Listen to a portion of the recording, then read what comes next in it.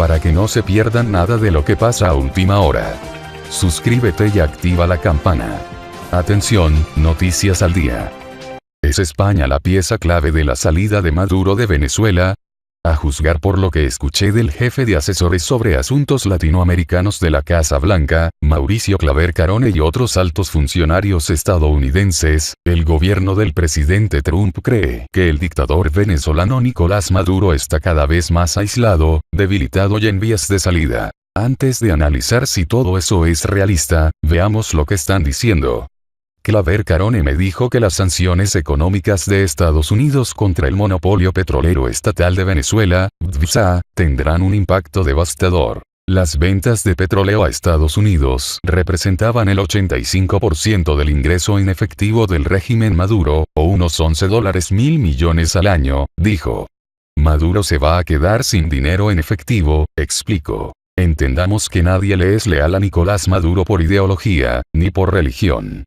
Toda la estructura que la ha mantenido para usurpar el poder ha sido por arreglos financieros con la cúpula militar y otros, dijo Claver Carone. Eso ya se acabó. Maduro ahora está enviando emisarios a todo el mundo tratando de retirar depósitos en bancos extranjeros, pero las nuevas sanciones de Estados Unidos a las instituciones financieras extranjeras que transfieran dinero al régimen venezolano harán eso cada vez más difícil, aseguró. Pero, ¿Rusia y China no lo rescatarán al régimen de Maduro? Le pregunté. No, respondió.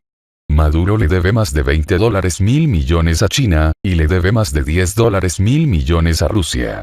Cualquier exportación que haga a esos países está siendo usada como pago de lo que se les debe.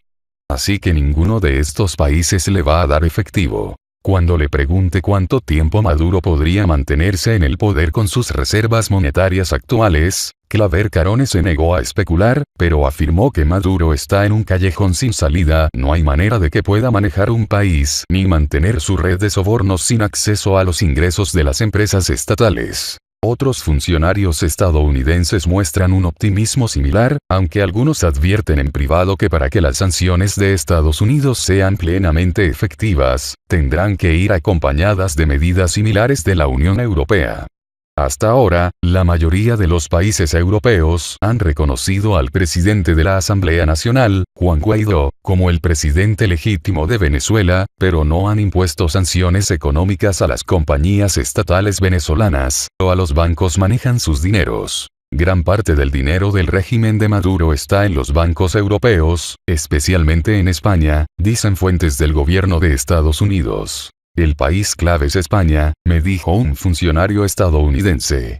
Ese es el país donde la mayoría de los altos funcionarios de la dictadura de Maduro tienen su dinero, tienen propiedades, y tienen sus familiares y ese es el país donde todos quieren ir a vivir. Miembros de la oposición venezolana han intentado convencer al gobierno español de que les ofrezca asilo a los generales más cercanos a Maduro como parte de un posible acuerdo político. Sin embargo, los funcionarios del gobierno español se muestran renuentes a hacerlo. En parte por temor a posibles demandas judiciales por amparar a violadores de derechos humanos. Desafortunadamente, el gobierno de Trump tiene muy poca influencia para convencer a los europeos de que aumenten sus sanciones contra Venezuela. Trump es casi universalmente odiado en España, Alemania, Francia y otros países clave de Europa, entre otras cosas por sus repetidas amenazas de salirse de la alianza militar OTAN. Puede que los pronósticos de los funcionarios estadounidenses sobre la posible caída de Maduro sean meras expresiones de deseos, o parte de una guerra psicológica, o simplemente demagogia política para tratar de ganar votos venezolano-americanos y cubano-americanos en Florida. Pero si Trump realmente quiere terminar con la dictadura en Venezuela, tendrá que recurrir a la diplomacia multilateral por la que tanto ha criticado a sus predecesores, y coordinar sanciones conjuntas con Europa. Sin la ayuda de países como España, la salida de Maduro podría que durar más de lo esperado. Por otro lado, noticias al día. Juan Guaidó anunció que pedirá al Parlamento venezolano decretar el estado de alarma nacional ante el masivo apagón. El presidente interino de Venezuela aseguró que esta catástrofe debe ser atendida de inmediato. Desde el Palacio Legislativo informó que en estas más de 60 horas de cortes eléctricos, se registraron 17 muertos. Juan Guaidó anunció este domingo que pedirá el lunes a la Asamblea Nacional, AN, de mayoría opositora, declarar el estado de alarma nacional en Venezuela por el apagón que mantiene colapsado a casi todo el país desde el pasado jueves, a fin de solicitar ayuda internacional. El día de mañana hemos convocado sesión de emergencia extraordinaria de urgencia del Parlamento Nacional para tomar acciones inmediatas con respecto a la ayuda humanitaria necesaria, manifestó el presidente interino en rueda de prensa. Esta catástrofe hay que resolverla.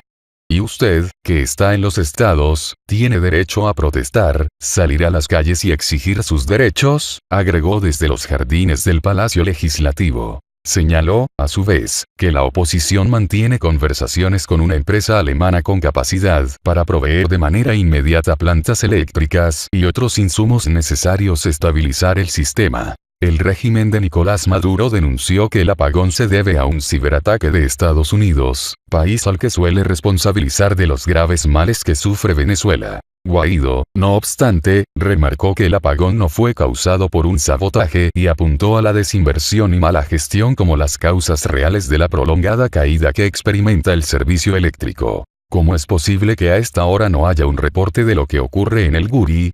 Ya basta, Maduro, de esconderte detrás de un psiquiatra, dijo en referencia a los partes que ha ofrecido al ministro de Información, Jorge Rodríguez, desde la falla masiva del jueves. Asimismo, reiteró su llamado a la Fuerza Armada para que dé la espalda a Maduro y no reprima a la población que se manifiesta en varias zonas del país para exigir el fin de la crisis. Ya ustedes saben que quien fue comandante en jefe fracasó, que no puede hablar por él mismo, que ni siquiera les puede dar la cara, manifestó. Durante su pronunciamiento, Guaidó también brindó un balance sobre el masivo apagón que afecta al país desde el pasado jueves. Hay 17 muertos, 15 en Maturín.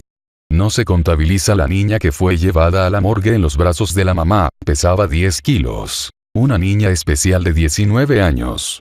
Los cortes eléctricos son constantes en Venezuela, un país que padece una acuciante crisis económica, pese a contar con la mayor reserva de petróleo en el planeta así como otros recursos. Aunque se expresan con mayor crudeza en las regiones de la provincia, ya se sienten también en Caracas. La mayor parte del país permanece sin electricidad desde el pasado jueves a las 17, hora local, 21 GMT, cuando se produjo una falla en la central hidroeléctrica de Guri, la más importante del país y que abastece del servicio a cerca de 70% del territorio. La sesión del Parlamento convocada para este lunes se desarrollará a partir de las 12, hora local, 16 GMT. Juan Guaidó capitaliza la rabia por el apagón y anuncia una escalada contra el régimen de Nicolás Maduro. El corte en Caracas y el resto del país comenzó el jueves por la tarde y, tras reanudarse brevemente el suministro en algunas áreas el viernes, la falla se prolongaba al sábado. Esta situación ha provocado la muerte de 17 personas en hospitales públicos. Juan Guaidó convocó el sábado a una gran protesta contra el régimen de Nicolás Maduro en la capital Caracas, en medio de un gran apagón eléctrico que se prolongaba por más de 50 horas. El país, miembro de la OPEP, vive una crisis económica y una nueva ola de agitación política avivada por el joven presidente del Congreso, Juan Guaidó, que se proclamó presidente y que es reconocido como tal por decenas de países. El dictador Maduro dice que el apagón es obra de sus rivales apoyados por Washington, que quieren derrocarlo. La falla es por ataques absolutamente de alta generación científica, de alta tecnología, ataques electromagnéticos contra las líneas de transmisión para generar interrupción de los procesos de transmisión y sabotear el proceso de reconexión nacional, dijo Maduro en un acto en el Palacio de Miraflores. La derecha le ha clavado una puñalada, junto al imperialismo, al sistema eléctrico, y nosotros estamos buscando curarla pronto, agregó. El corte en Caracas y el resto del país comenzó el jueves por la tarde y, tras reanudarse brevemente el suministro en algunas áreas el viernes, la falla se prolongaba al sábado, en medio de una jornada de manifestaciones convocadas por la oposición y el régimen. La mayoría de las regiones del país ya llevaba 50 horas sin servicio de energía, lo que perjudicaba el suministro de agua y las comunicaciones. Toda Venezuela a Caracas. Gritó Guaidó parado sobre el techo de una camioneta en el suroeste de la ciudad.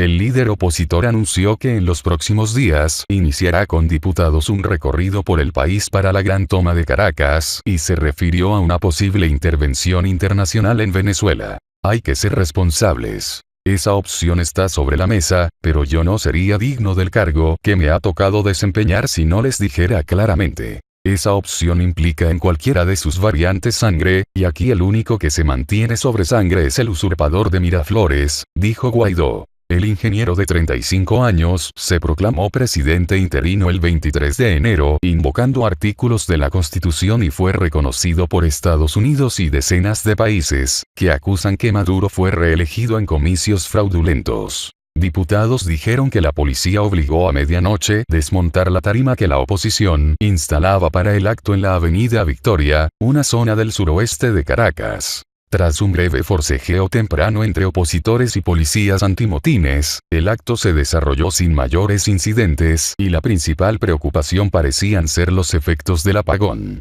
El Palacio de Miraflores, sede del gobierno, también quedó sin servicio temporalmente al mediodía del sábado, según testigos Reuters. 6 de los 23 estados venezolanos seguían el sábado al mediodía sin el servicio, dijo Diosdado Cabello, segundo hombre del régimen y presidente de la oficialista Asamblea Nacional Constituyente, en declaraciones a la televisión estatal. Emergencias. El régimen ha dicho que la falla en la central hidroeléctrica de Guri, en el sur del país, fue un sabotaje, pero especialistas creen que se trató de un desperfecto en el sistema de transmisión, y que las demoras en repararlo se deben a la falta de equipos y de técnicos. La organización no gubernamental Médicos por la Salud denunció que la falta de suministro de energía y el mal funcionamiento, o la carencia de plantas de respaldo, han provocado la muerte de 17 personas en hospitales públicos de Caracas y otras localidades del país, pero no han entregado detalles.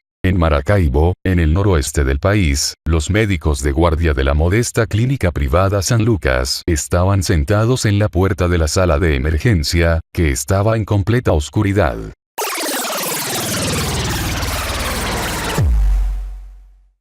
Para que no se pierdan nada de lo que pasa a última hora, suscríbete y activa la campana.